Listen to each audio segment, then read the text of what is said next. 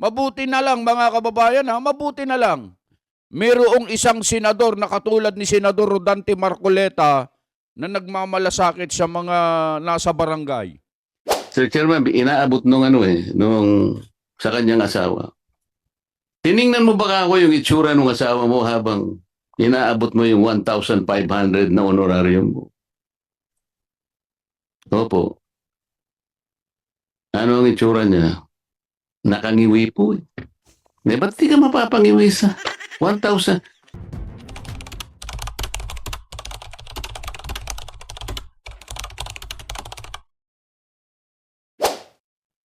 Pagbati po sa inyong lahat mga kababayan at mga mahal po naming taga-subaybay. Ako po si Just Vlog. Rekta na kagad tayo.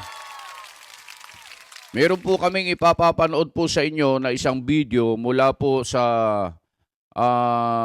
Senate hearing tungkol dito sa mga usaping pambarangay, mga kababayan. Alam nyo, itong ang barangay po kasi ang pinaka maliit na bahagi ng lipunan. Mula sa pamilya yan, papunta na ng barangay. Yan. Alam nyo, mga kababayan, ang barangay po ang pinaka may malaking pananagutan. Opo, may pinakamalaking pananagutan pagdating po dyan sa mga problema sa barangay.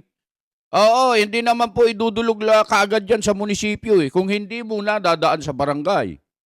Kapag ikaw, sorry, nabubulol-bulol tayo. Kaya kapag ikaw ay nawalan ng isang gamit na nakawan, pupunta muna sa barangay. Kapag may nag-away, barangay. Pag may mga nangyaring insidente sa lugar na yon, sa barangay pa rin. So, ang bagsak niyan lahat, bago pumunta ng police station o kaya munisipyo o kaya saan man, barangay po muna mga kababayan. Pero hindi po napapansin ito ng ating mga kababayan.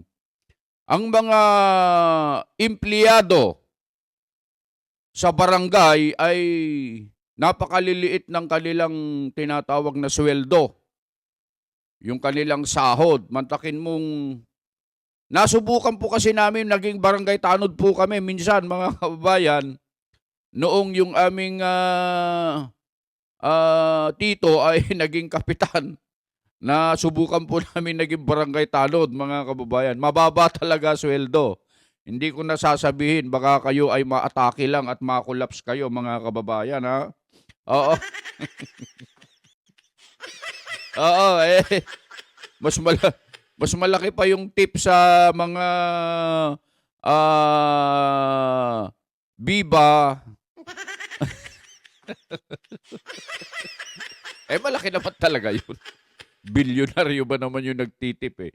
Pero hindi yun ang pag-uusapan natin ha. Mga kababayan, eto ha, panoorin nyo pong mabuti kung paano binigyan diin ni Senator Rodante Marcoleta ang tungkol sa mga bagay-bagay na ito pagdating dyan sa mga sweldo-sweldo. Mula sa mga barangay captains, hanggang sa mga tanod, hanggang sa mga lupong tagapamayapa. Mabuti na lang mga kababayan ha, mabuti na lang. Mayroong isang senador na katulad ni Senador Rodante Marcoleta na nagmamalasakit sa mga nasa barangay. Mabuti po ay panoorin natin ng sabay-sabay ang bidyong ito mga kababayan. Sir Chairman, inaabot nung sa kanyang asawa. Tiningnan mo ba ako yung itsura ng asawa mo habang inaabot mo yung 1,500 na honorarium mo? Opo. Ano ang itsura niya? Nakangiwi po eh. Ba't di ka mapapangiwi sa 1,000? Thank you, Mr. Chair, Your Honor. Our data representing about 87% of all submissions from the 42,011 barangays would peg 87%. of the submissions po. Ako may 100% ako. Yeah. Kaya alam ko kung ano yung average. So ano yung sa record mo? The average monthly honorarium of a punong barangay in the Philippines is about 13,159 pesos monthly. Mali yun sa'yo. Honor. Sa akin is only 8,000 pesos per month. Yun ang average po nationwide. 8,000 pesos, Mr. Chair, is the salary of our kasambahay in Manila. Totoo po ito. So parang kasambahay na lamang po. Ang responsibility ng barangay captain, Mr. Chair, 24/7. Tama? Overwork, underpaid, sabi nila. They're the first responder. Siya lang frontliner. All national governments palaging inilalatag sa barangay. Ninakaw yung kalabaw ni si barangay. Nagawa yung kapitbahay si barangay. Nawala yung pusa ni Ganito si barangay. Pero 8,000 pesos is the national average ng honorarium. Paano kaya po hindi talaga kung talagang binabalak nyo na ayusin natin, yung barangay ang unahin natin. Alam mo, Mr. Chair, ang balak ko pa nga rito, ewan ko kung ganito rin ang iniisip ninyo. Palagay nyo na lang ang population natin ngayon, 115 million Filipinos. Budgetan natin ang barangay conforme sa dami ng population niya. Kung halimbawa, isang barangay, 5,000 ang kanyang residents, 1,000 ang isang head. So halimbawa, 115 million population, 115 lang yun. Pwede natin i-distribute, Mr. Chair, per head. Makikita mo ngayon yung equitable distribution ng budget. Kung sino yung pinakamaraming tao, mas marami siyang maliban, mapuwera na yung Ignata kasi, siyempre, iba naman kasi yung configuration ng nata ninyo eh. Kailangan po nating bigyan ng pagkakataon yung mga maliliit na barangay, lalo na po yung mga barangay na nasa 4th class, 5th class, and even 6th class municipalities. Wala po silang insurance. Wala silang SSS, wala silang GSIS.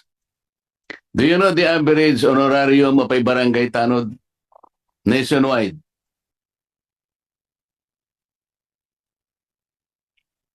Oo, dapat kabisado niya yan. Ako, kabisado ko eh. Based on our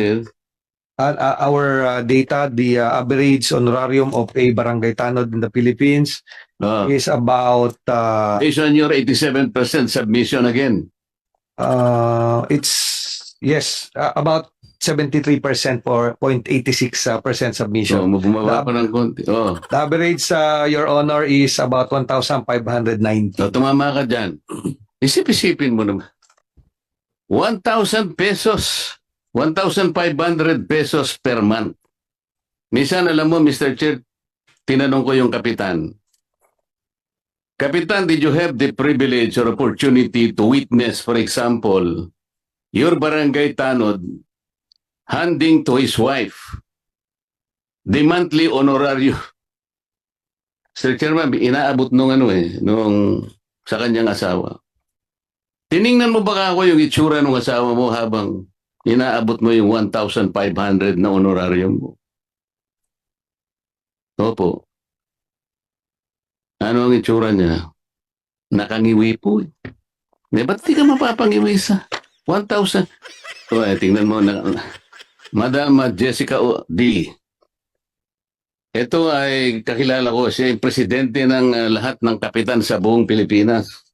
Ang asawa niya ay colleague ko sa... Kumusta na si...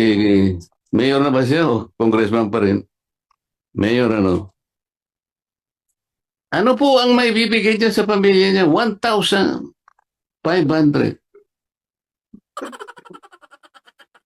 Do you know the honorarium of the member of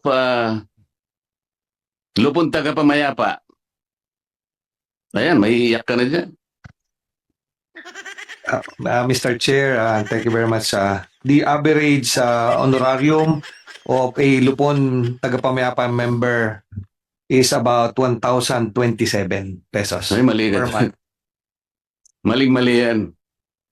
The average is 300 pesos.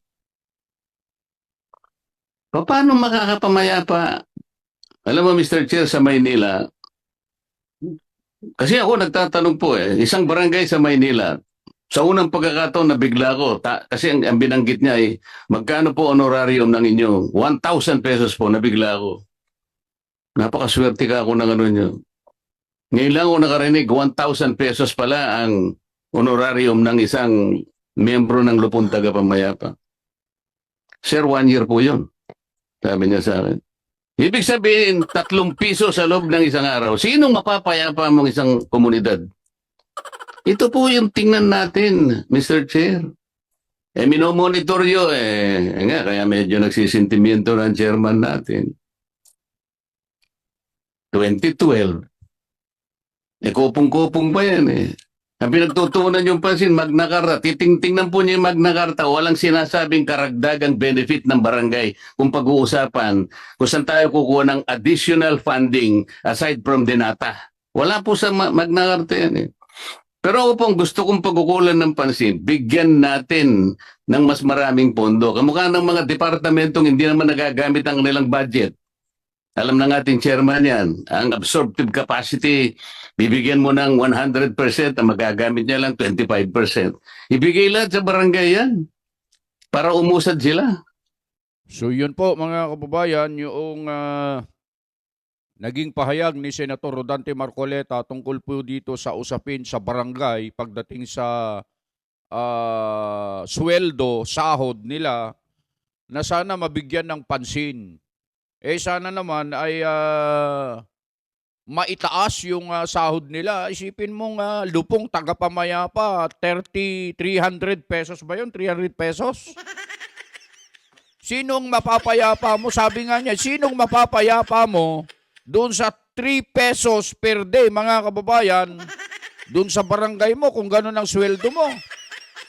Hindi po ba? Ito sana, sa halip na dalhin kung saan-saan, ninanakaw lang ng mga kawatan ang pera ng kaban ng bayan, bakit hindi ito ang pagtuunan ng pansin? Totoo nga naman yun.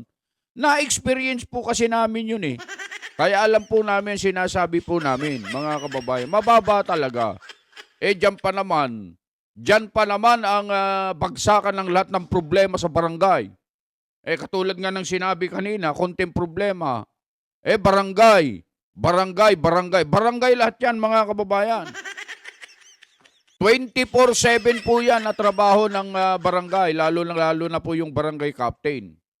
Lalo na yung mga tanod. Kaya kung umasta yung mga tanod, kung minsan mas matindi pa po sila kaysa sa mga pulis Oo, pag nasa kalsada yung mga tanod, akala mo yung mga highway patrol group sila mas matitindit, mas matitikas pa sila pero tingnan mo naman yung sweldo, mga kababayan. Hindi angkop doon sa tikas, doon sa kanilang sigasig, ang kanilang tinatanggap na sweldo, buwan-buwan, mga kababayan.